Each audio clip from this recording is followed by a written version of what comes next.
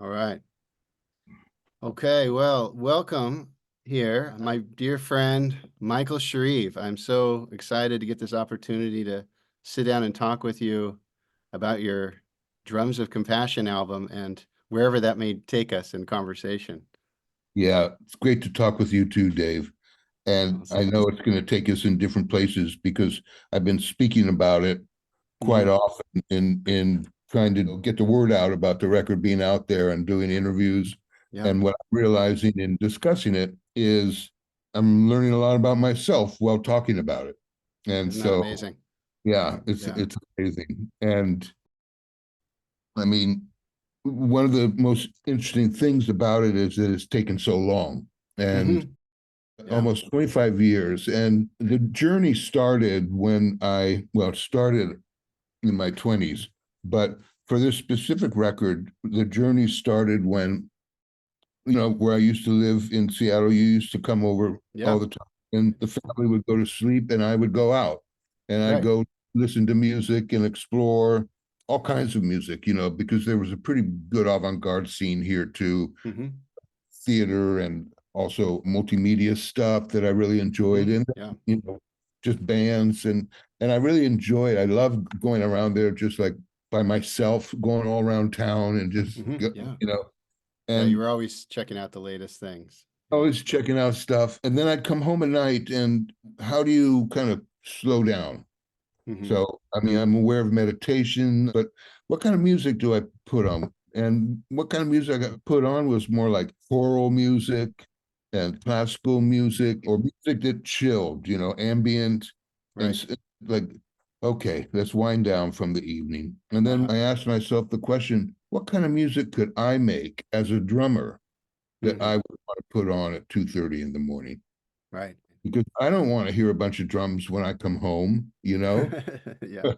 So, and so I that's don't what want to groove. I don't want to James I don't want Brown to groove. groove. Yeah. Yeah. Right. Right. Yeah. Yeah. I want to float down the river. And so this is where the journey started. Like, okay, so imagine that. Hmm. That was the prompt. Hmm. And I think, as I can imagine, knowing you as I do, that the journey started long before then too, with all of your influences of like, I mean, Olatunji, for instance, if we want to just talk about, I mean, that is an influence. Like, how did you weave that thread through the whole project? It seems like it's super integral part. I mean, his album called Drums of Passion, Comes yours to called, passion. and Yeah. yours is called Drums of Compassion. Yes. And there's obviously Olatunji appearing on your album multiple times. So weave that tapestry a little bit for me. Yeah. And it definitely was a weave, and it wasn't on purpose where it all happened like that. But the first thing I thought of was because I had worked with people, well, somebody like Stomo Yamashita, and he Hmm. was Yeah. a huge influence on me, a Japanese Hmm. percussion that was at the peak of his classical career, where important composers in Europe were composing pieces for him for performance. Hmm. And he was a star, and then he left that and started his own theater company. And I discovered him one day because of playing in Santana and then having this drum solo at Woodstock that I was expected to play a drum solo every night. And so, of course, I would be listening to a ton of drummers to get ideas and be influenced. But I walked into a record store in Berkeley, California called Leopold's, famous place. And it was in the day when they'd be playing the vinyl, and then they'd have a stand and they'd show the record that's being played, right? Right. Yeah. Sure. And this was a gatefold, and the album cover had this Japanese guy with hair all the way down his back, timpani stick in his mouth, leaping in midair across the stage full of drums and percussion. And the Right. music was wild. Mm-hmm. Just, I was like, oh my God, who is this? Yeah. Yeah. More of this, please. More Yeah. please. Yeah. Yeah. So I bought everything. And Yeah. I mean, there was one piece of music that he had called Prison Song, and it Hmm. was just all metal. It was just all like the sound of prison, chains and bars. Right. Wow. And it just like it started me thinking that there's another world out there that is parallel but not the same as the one I've been walking in. And so I pursued him for quite Hmm. a while, for Hmm. over a year. and finally met him with my interest wanting to do experimental classical percussion sort of Okay. thing. And so we finally met after 250-day tour, and the last day of the tour in a hotel in Rome. It was like, because I wasn't going to be there anymore that year, and somehow it So happened. you had And been on tour for 250 days with yeah, Santana, and he shows up in Rome. Wow. and he's in Rome. Yeah, he's based in London, but Okay. he's very worldly. He's from Japan. I went to his room. I knocked on the door, and he's about 5'2", and he's standing there like a shogun. He Mm, had so much stature, and he mm, had so much dignity. And mm, I was like, "Oh, hello, I'm Michael." And within an hour, we were both on the floor laughing and like doing this and, talking about music. And we hit uh-huh. it off. It was like, Yeah. it was like, Like a new brother.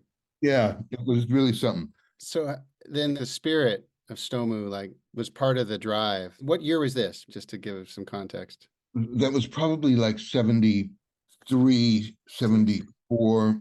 Okay. And so, I mean, I wanted to do this percussion stuff, and he wanted to put a pop group together, you know?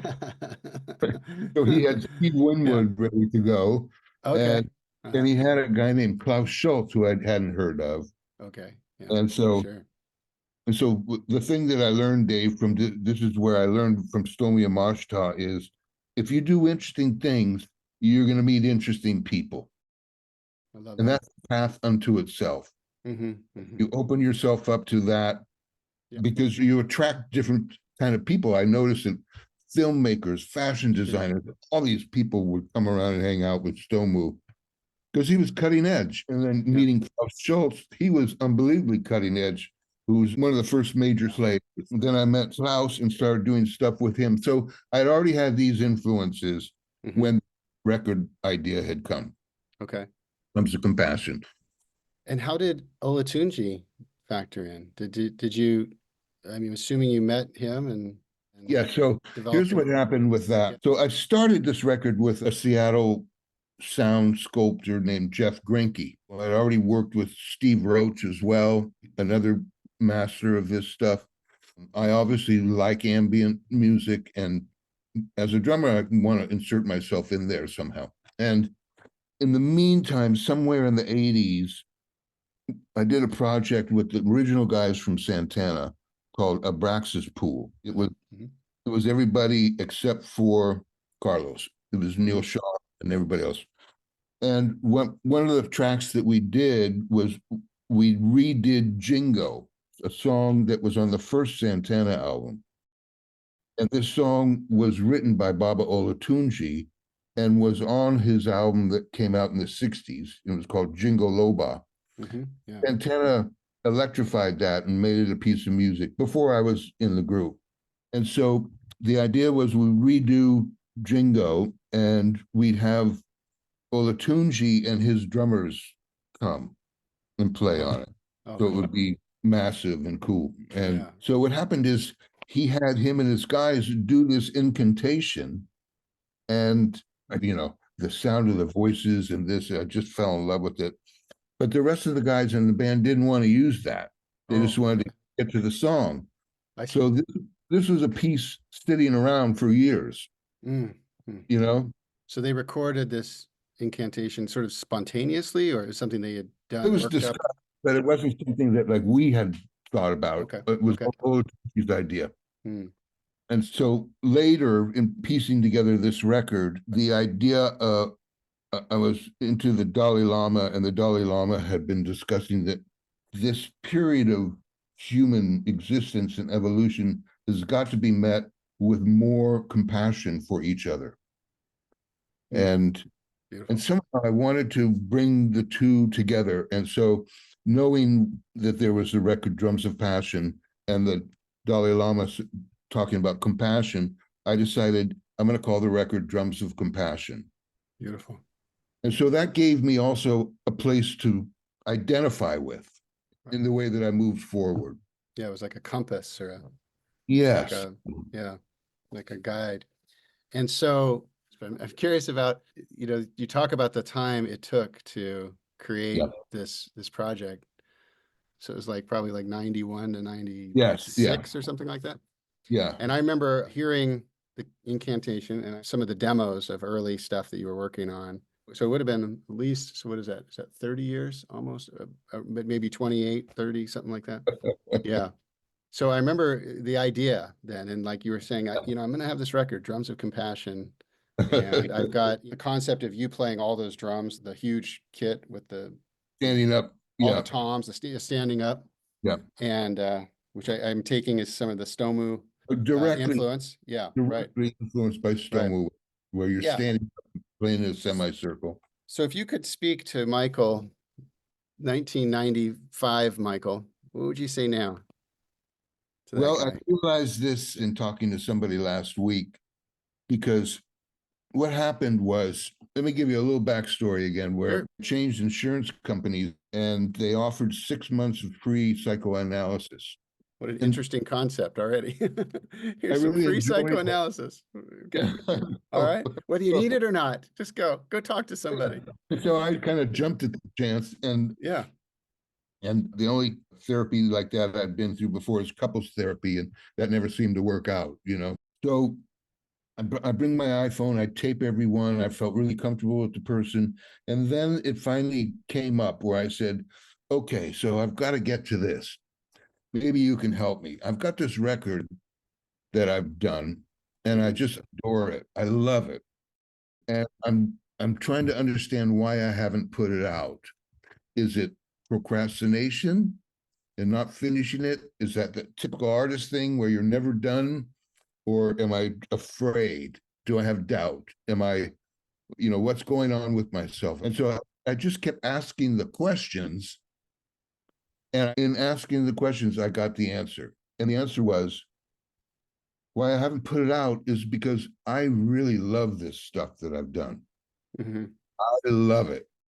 And I didn't want to just put out a record that nobody would give a shit about, Right.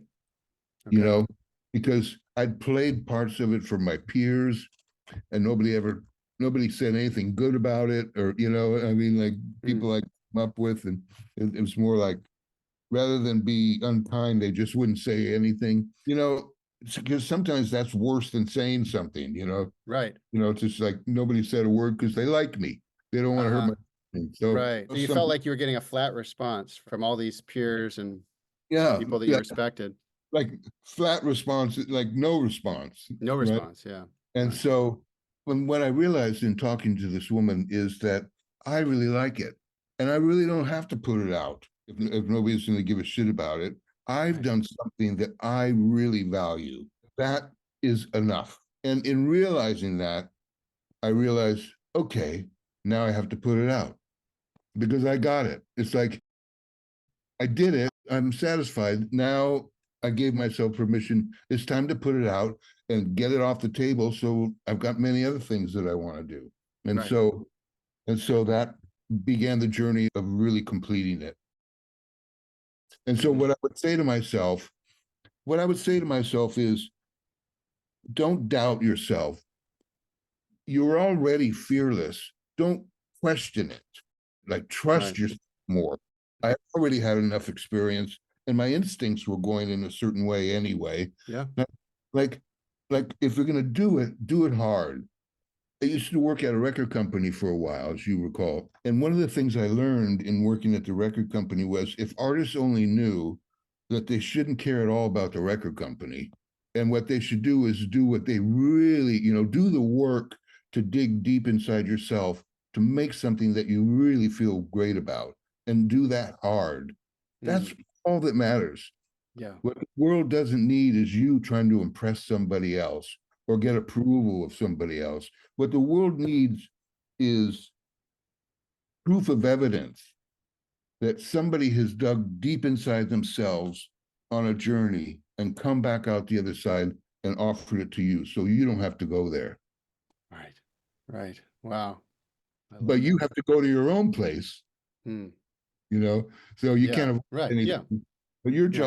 your job as an artist anyway, and I think this is true for Yeah. life, although it's easier said Absolutely. than done, is Yeah. to, Well, it's hard. so I'm curious, as someone who has walked that walk, and I think you've walked it many times in your career, knowing you. And I'll add somewhere in here that I used to be your personal assistant for a while, and so I saw a lot of the choices you made. Then they weren't the common choices. You took a lot of brave choices to try things and push the envelope. You were not someone who sat back and said, "Hey, I played in Santana at Woodstock.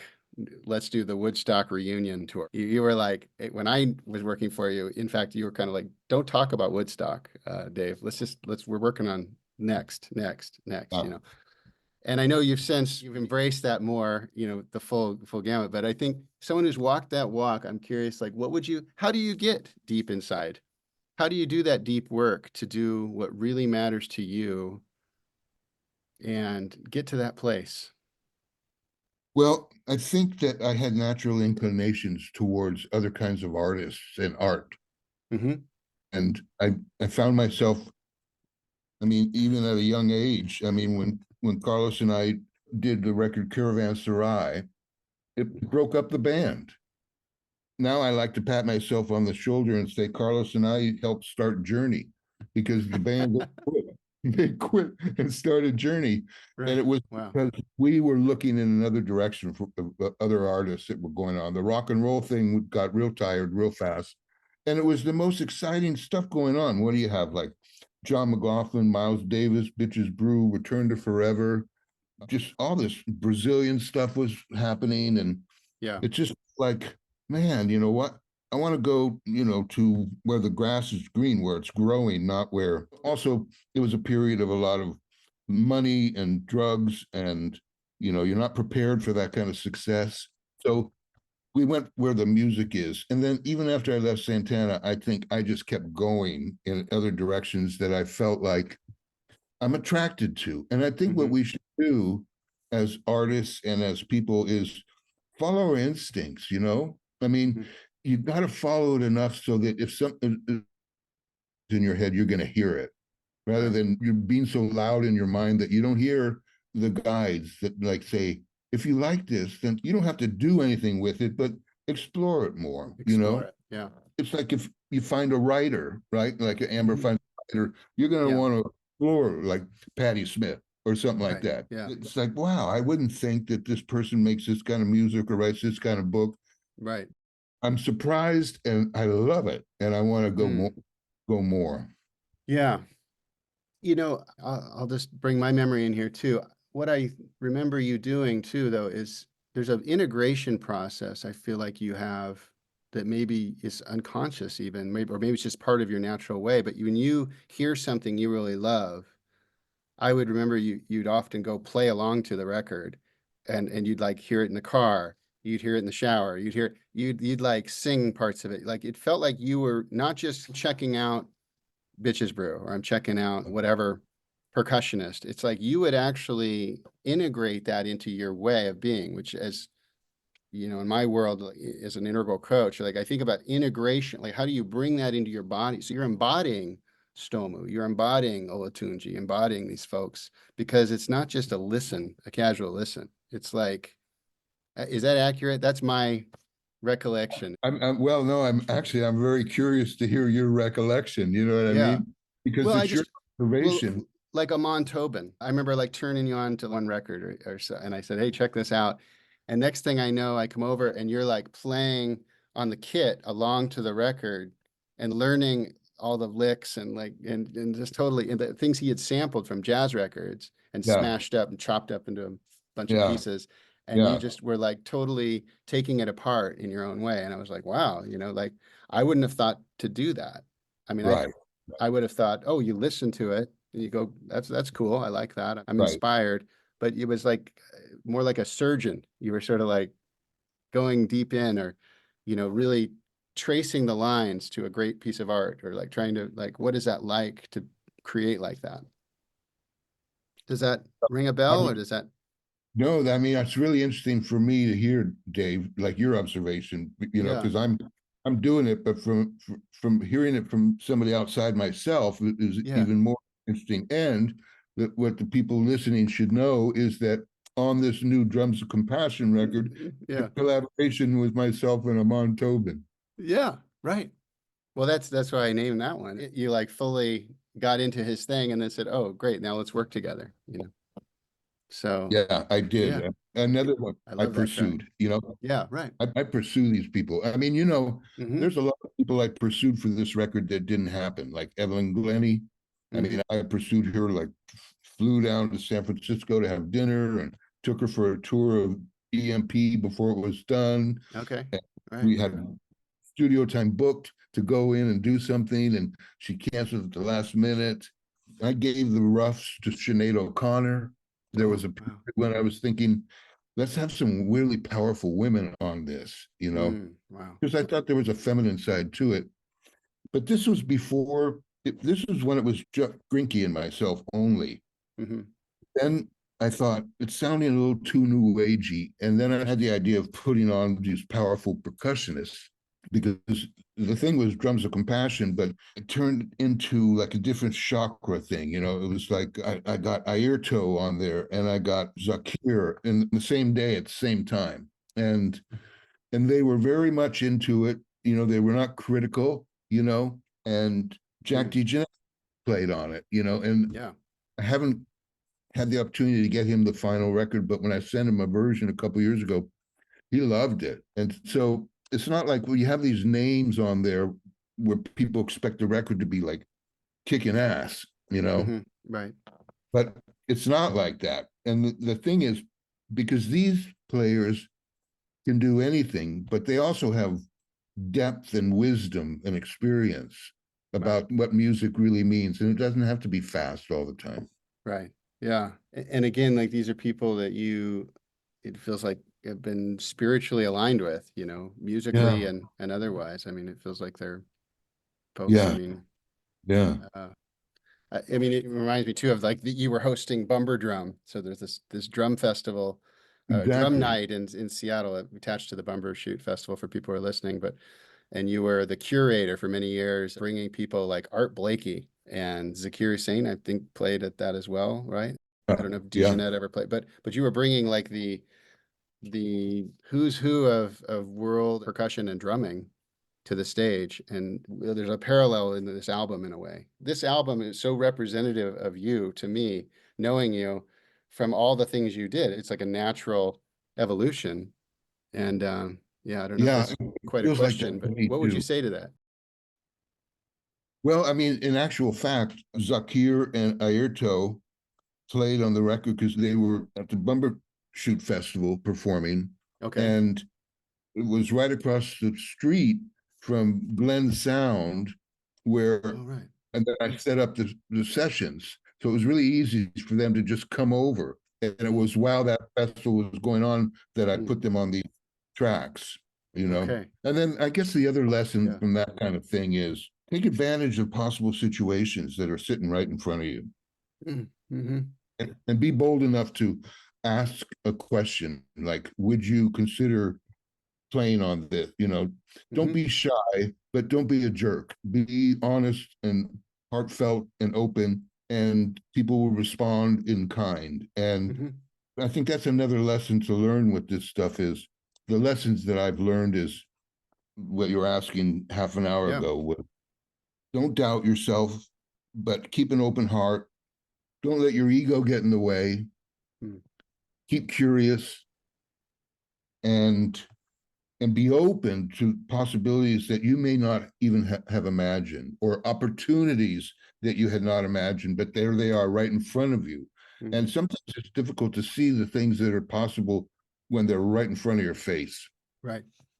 And I'm imagining when you're asking for these opportunities, when you're asking for this contribution from, let's say, Airto, and the album is not like, it's not with a major label. It's really you, it's a passion project in a It's a way, passion project. right? Yeah. Is that safe to say? Okay. And you're asking Airto and Zakir Hussain, who like incredibly well-known, world famous musicians, but you were willing to sort of risk exploring, like, hey, would you be involved in this project that I don't know what it's going to look like in its final form, or maybe you did. I don't. How did you position that when you were asking? Wait, what were you asking them to do? Well, you know, would you want to come over and play on some tracks? Yeah. Okay. It's that Yeah, simple. Yeah. it's that simple, really. Yeah. But I think over the years I had built up goodwill with these people. They're really beautiful people, and we've Hmm. known each other for quite a while. Sure. And I think that that has a lot to do with it, like how far you can take these sort of relationships where, if you haven't taken advantage of anybody, or you haven't been Yeah.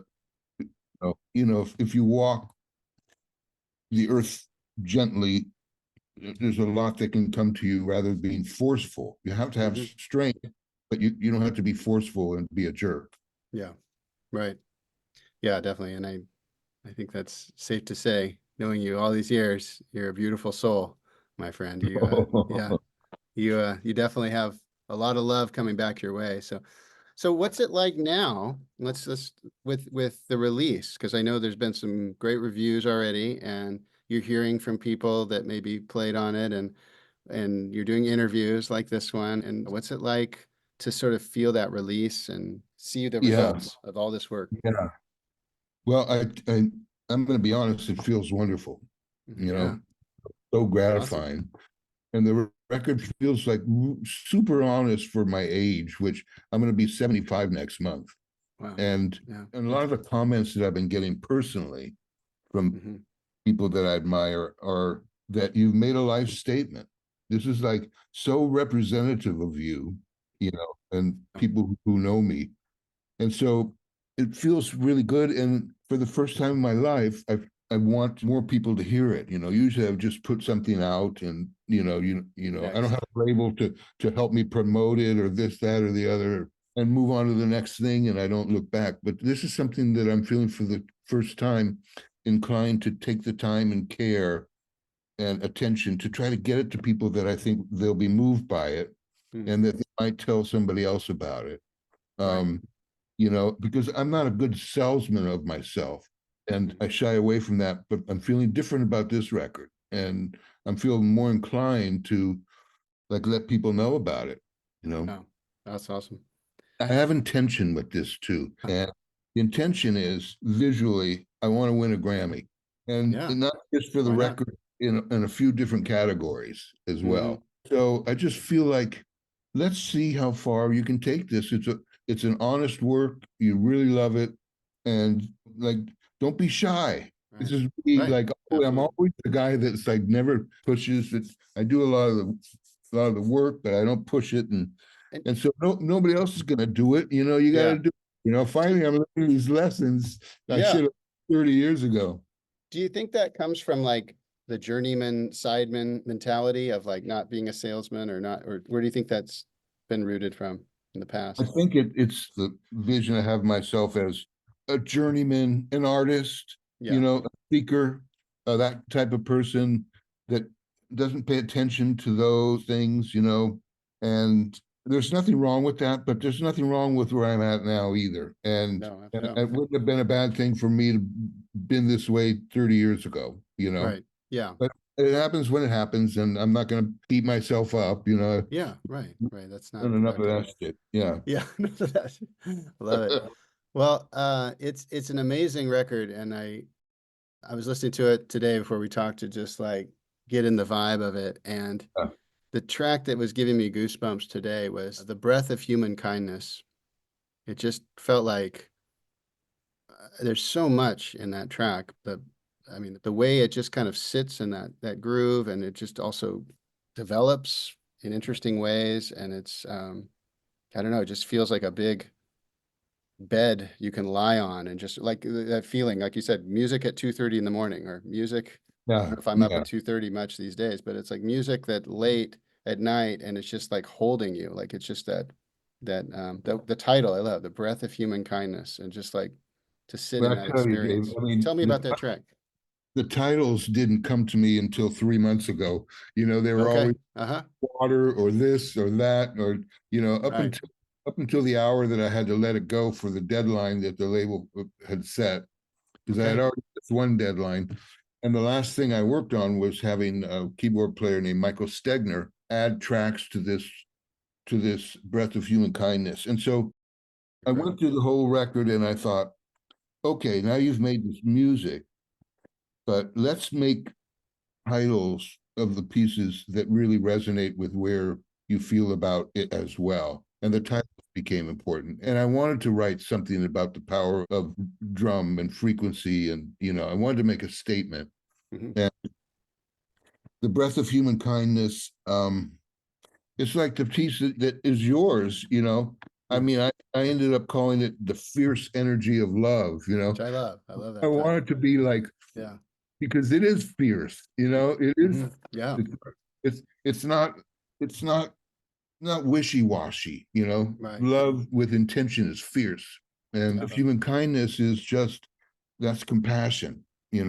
Right. Compassion. Last tune is called Hajira, which of course, who would call a tune like that? Because Joni Mitchell did, but it's the journey. Yeah. It's a journey. Right.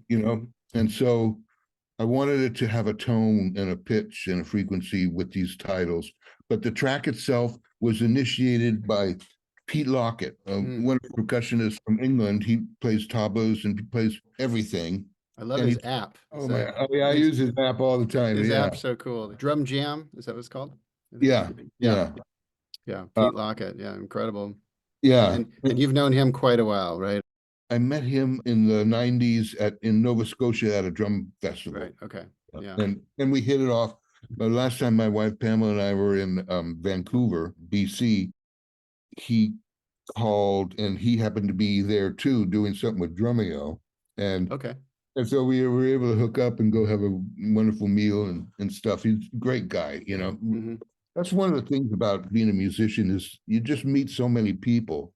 And Yeah. my wife's not a musician, but the people I've been able to introduce her to, I mean, I have to say, is that person beautiful or what? Come on, admit it. You know what I Yeah. mean? Right. It's not Right. like the world you come from, because they're special qualities that Hmm. that creative people have, Yeah. and Especially the survivors, I think, right? The ones yeah, that that's true too. survive Yeah. the ups and downs, the turmoil.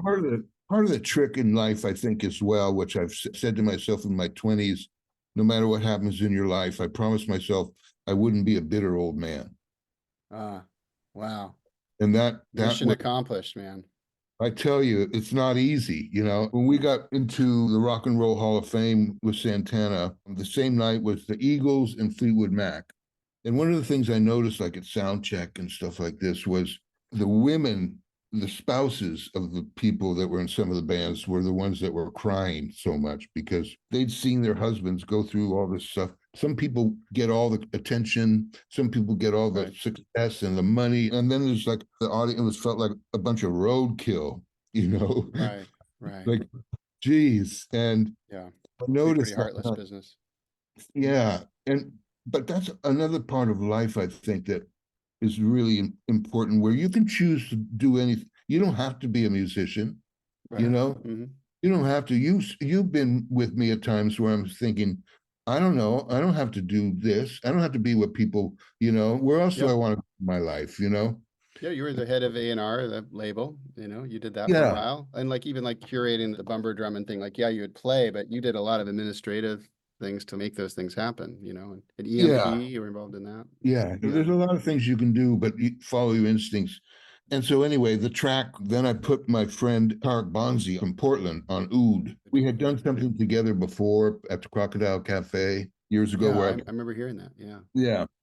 And Yeah. Tarek, incredible fine artist and musician, and he's living in Morocco, and that's had a vibe to it. And I put my drums on it as well. And I wanted the drums to Yeah. be just like, this is how I describe the music I want to make. It's like skipping rocks down the river, Hmm. you know? And Hmm. so your description of how it made you feel is exactly how I want to make somebody. I want them to be comfortable enough that they can be transported. Yeah. I mean, I just felt like I'm completely held and it was like goosebumps. And I just felt like, woof, it's just something deep there holding me. And it's not traditional music and a music like when you think of the music business or certainly not Yeah, it's not obviously a rock, right? Yeah, but it's this vibe that you've created, but it's still got motion to it, yeah, and yeah. it's yeah, it's just really it's remarkable, I think. It means a lot to me that you said exactly what you said. I mean, that's Just like the truth, man. mission Yeah. accomplished.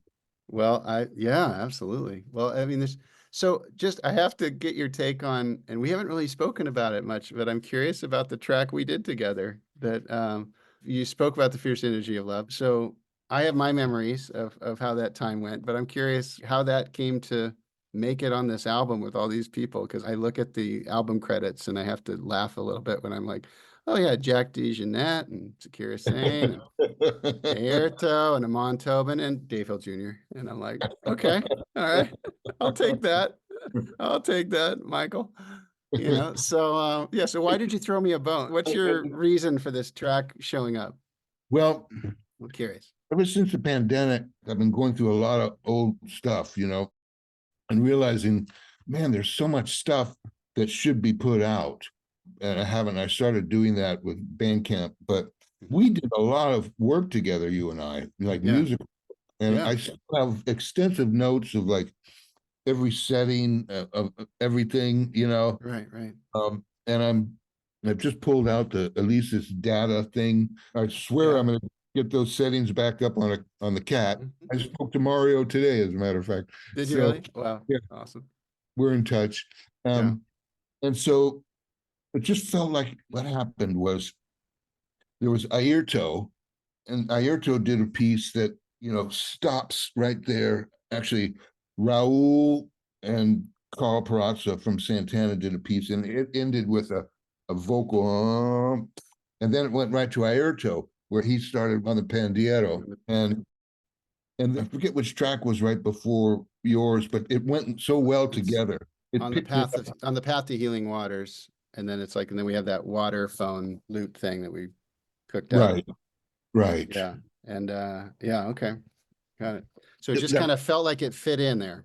it And felt like it fit in. It was a little nebulous. That bass thing is kind of like, where's the one? Where's the one? But yeah, right, right. but on the other hand, it just felt right. It just Mhm. felt like it should be in there, and so Beautiful. there we are. Part of the tapestry, the rich tapestry of Michael Shrieve and all of the universes you And connected. adding that percussionist from Germany, Stefan Moss, on Yeah, that was cool too. Yeah, yeah, yeah. Oh, it's amazing. he's doing really cool work. Yeah, that's great. Well, I want to be respectful of your time here, but I love the lessons that you've imparted already. And I think it sounds like a lot of things that are definitely dear to my heart too, about allowing ourselves to chase after what we're most fascinated by, in this Yeah, lifetime. And I think that's such a powerful thing. And I just think it's like I said before we call, I don't know if we recorded this part, but I said it felt like to me this is like two or three doctoral theses for you, this album, and soon to be 75 years old, this masterpiece album with all these incredible guests, but yet it still sounds cohesive. It's like it's this world of Michael well, Shrieve, of all your interests and everything culminating in this beautiful statement, yeah. I mean, the fact that it sounds cohesive after 30 years or whatever, Right. is really Yeah. something. And then another important thing I wanted to mention, because there's a lot Yeah. more where this came from. I kept the music to 35 or 37 minutes. Okay. That was on purpose. And what I've been saying is I mean, nobody listens to an album now anyway, right? So Yeah. it's hard. Right. It's different for sure. Yeah. More of a The great, singles world, right? yeah, the great albums of the 70s and stuff and the late 60s, they were all 18 minutes, 20 minutes tops per side.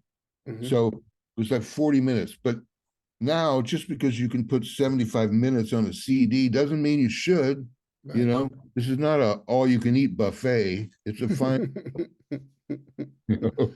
Yeah. So I think that's important too, that it's a intense experience, but really it's only 30, and it'll take a half hour out of your life. Yeah. I mean, it's like a meditation, right? I mean, it's It's like, like a meditation. yeah. That's right.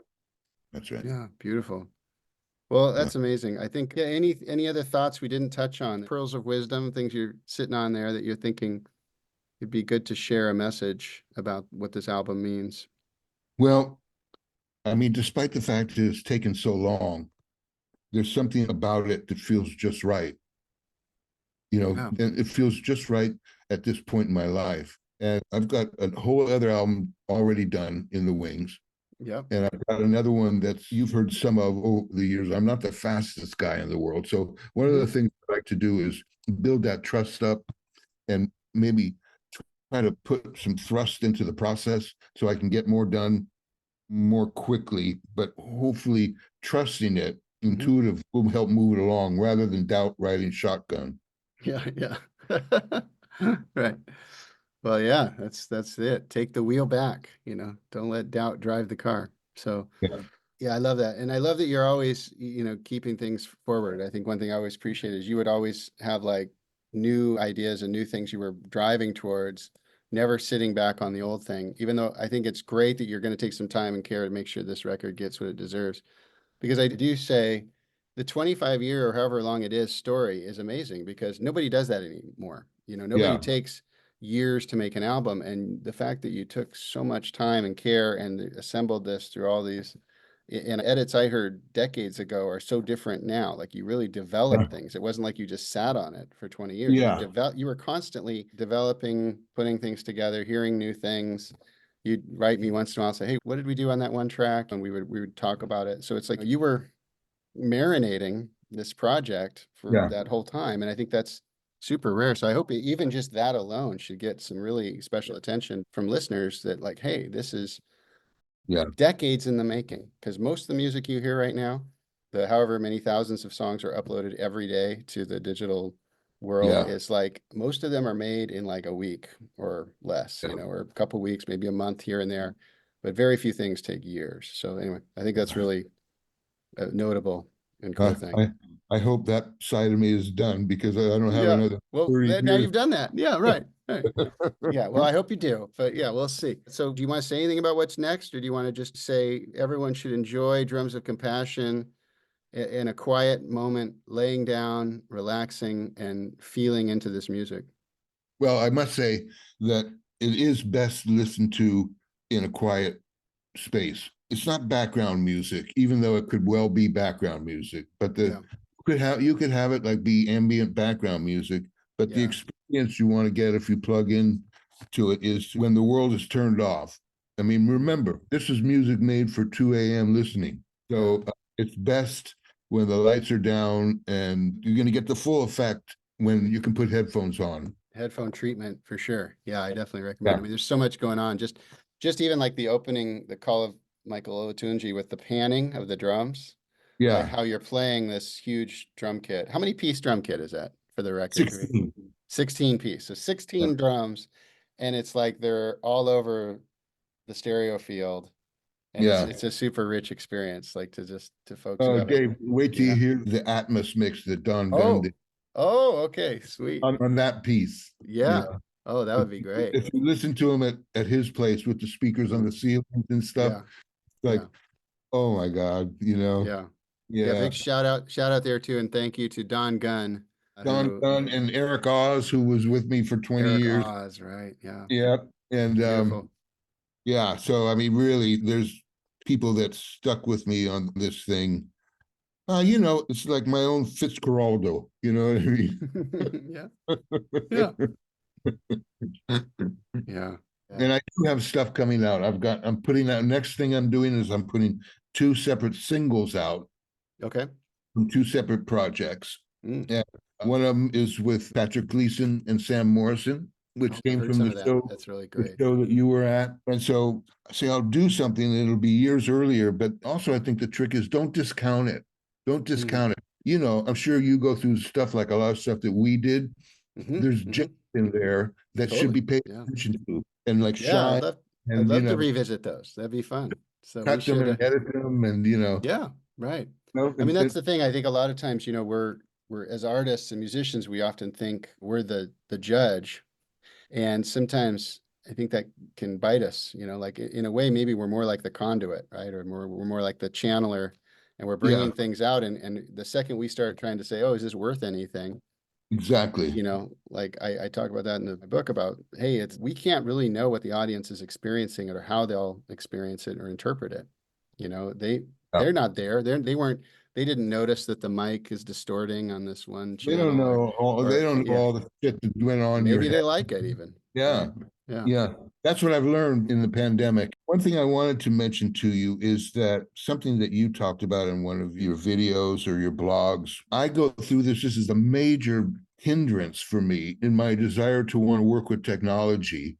As I get older and my plane isn't the same, and there's things that you can do with technology, and I very much want to do. I remember you saying, just setting this up to do this video today, you said the mic wasn't working and this wasn't working and this and this. And just to get to this point, I had to go through all these steps and levels of frustration just to be here with you now. Right. Yeah. And you said, and that's part of the process. Yeah. Yeah. That's right. And I thought, oh boy, I know that one, brother. It's, Yeah. Yeah. Yeah. oh my God. I mean, it's like It's I was born like a year, 10 late, where the synapse doesn't take to certain things. And I swear I want to get better at the technology and get a workflow that is really super creative so that I'm not always like, I can't even get it working, or I can't. right. Right. And I put myself down all the time. You know what I've been through with Yeah. I this. know you're very hard on yourself. Yeah. Absolutely. But I mean, the only reason I'm hard on myself is because I can't get the shit working. Right. Well, it's like this is the tension in creating, right? And I talk about like the tension of intention, like that we want something and we're not there yet. And so there's this inherent like we're trying to get to this place over here. I use like a rubber band, and I'm like we're trying to get up here, but we're still stuck here. There's like an anchor holding us back here, going, well, I don't quite know how to, and it's like I think the frustration piece is like, can I just embrace this frustration that's part of the journey anyway?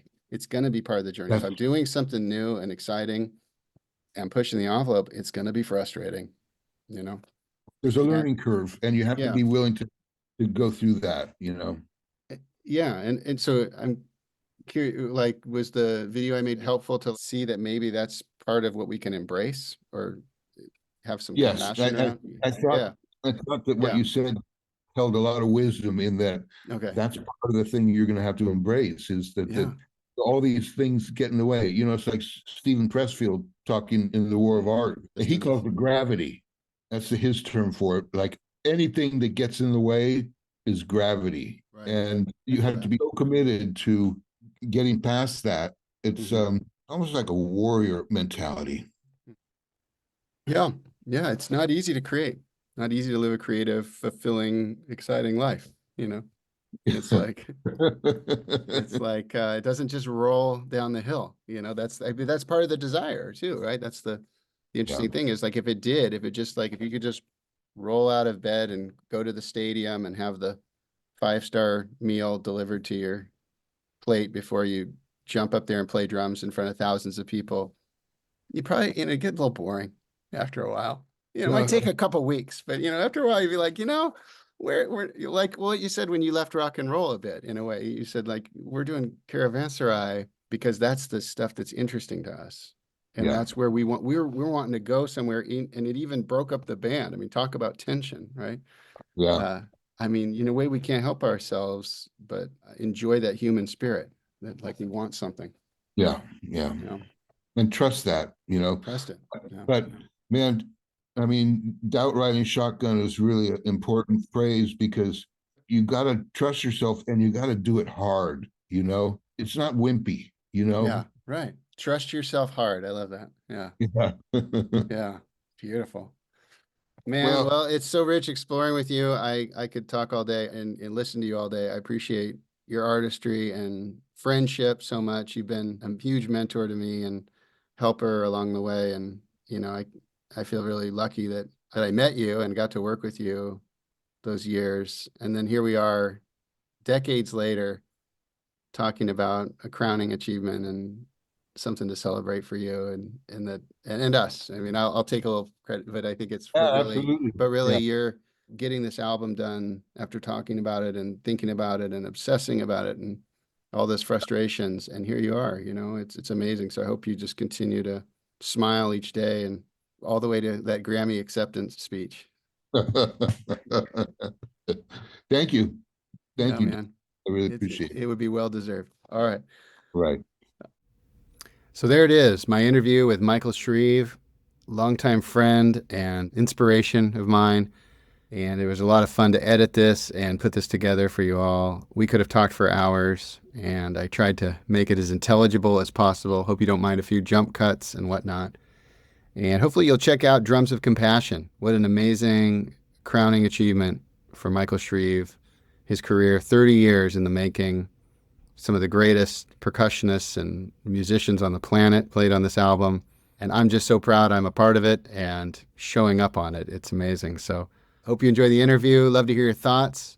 And also the thoughts that Michael brought up about the many challenges he overcame to make this project happen. Because that's the sort of world that I coach around and am interested in helping people with, and how we move past these creative blocks and get through that frustration that he talked about, and recognize that even with self-doubt and all the trials and tribulations it takes to get a project like this launched, it's worth it. It's worth it to dig in and keep going. So take care. See you on the next video.